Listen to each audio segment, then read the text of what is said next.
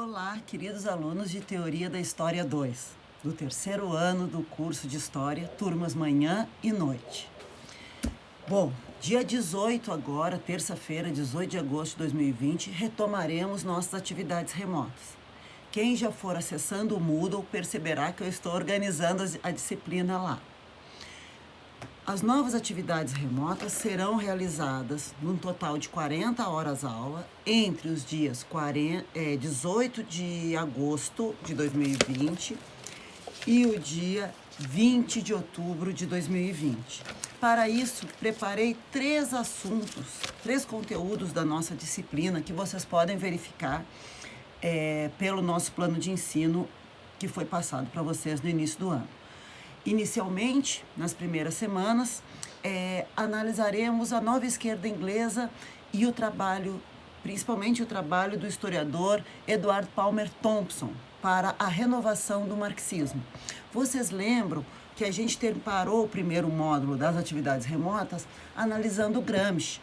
Bom, Gramsci renovou o materialismo histórico ao início do século XX, dotou essa teoria de uma reflexão política que não havia, né? Vamos lembrar que autonomizou a política, quer dizer, a política não é só um reflexo da infraestrutura, ou seja, não é só um reflexo das condições econômicas, a política ganha autonomia. Retomem lá o resumo que vocês fizeram do Gramsci e que me enviaram para relembrar os principais conceitos gramscianos.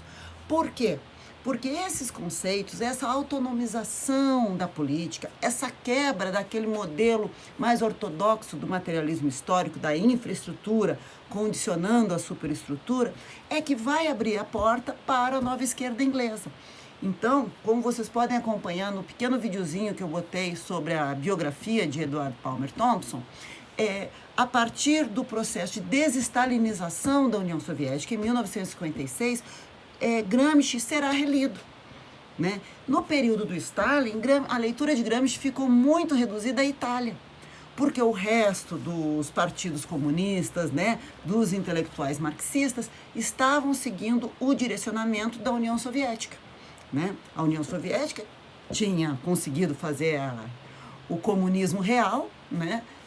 Teoricamente, né, se imaginava isso fora do mundo, então os movimentos comunistas e os intelectuais marxistas acabavam, na primeira metade do século XX, seguindo os direcionamentos da União Soviética. E a historiografia marxista soviética era uma historiografia vinculada àquela visão ortodoxa da infraestrutura econômico-social, condicionando todas as outras dimensões da vida, ou seja, política, cultura, ideologia, tudo isso eram reflexos da relação econômica básica, né? Da base da infraestrutura.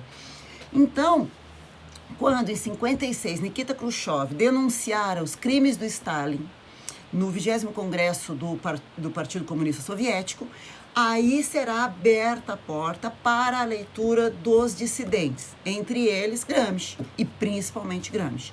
Então, vocês vão ver isso facilmente na biografia, no filminho biográfico sobre o Thompson, que será ali que vai se formar o grupo Thompson, Hobsbawm, Christopher Hill, Raymond Williams, Dorothy Thompson. Todos eles vão começar, então, a fazer leituras dissidentes. E o Perry Anderson. Importante destacar que Perry Anderson e Eric Hobsbawm não saem do Partido Comunista Inglês. Os outros saem, né? E assim começa a ser formada a nova esquerda inglesa.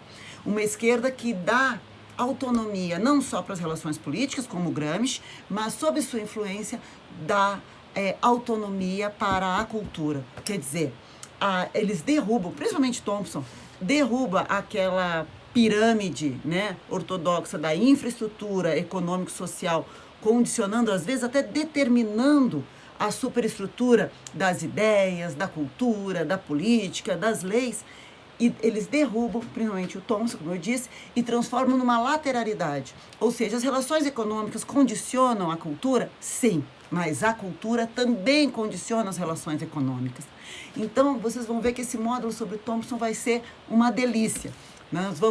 Eu vou apresentar para vocês os principais conceitos do Thompson, né, como a consciência de classe, que ele renova muito, como o conceito de costume de Thompson e também o conceito de economia moral.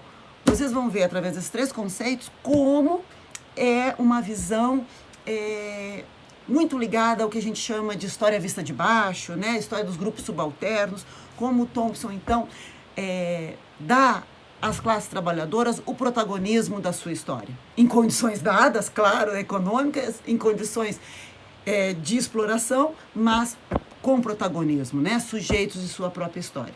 Depois desse módulo do Thompson, nós iremos analisar os nossos amigos Anales, né? A revista dos Anales, a experiência mais importante dentro da historiografia de interdisciplinariedade.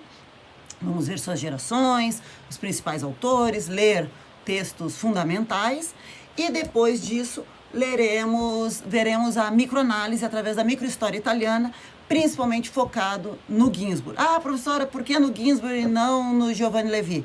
Porque o Ginsburg, na minha modesta opinião, é o que tem a visão mais criativa e mais diferente do que os Anales propunham. Apesar dele publicar nos Anales, isso também é muito legal, né?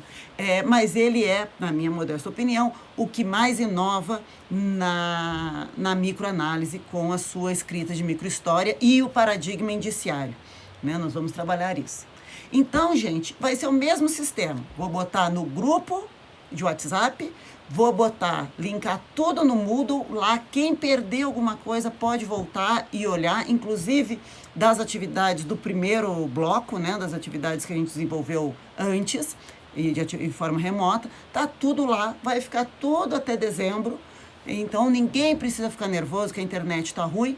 O que eu falar aqui no vídeo, eu vou repetir nas reuniões pelo Google Meet. Essa é a novidade desse bloco.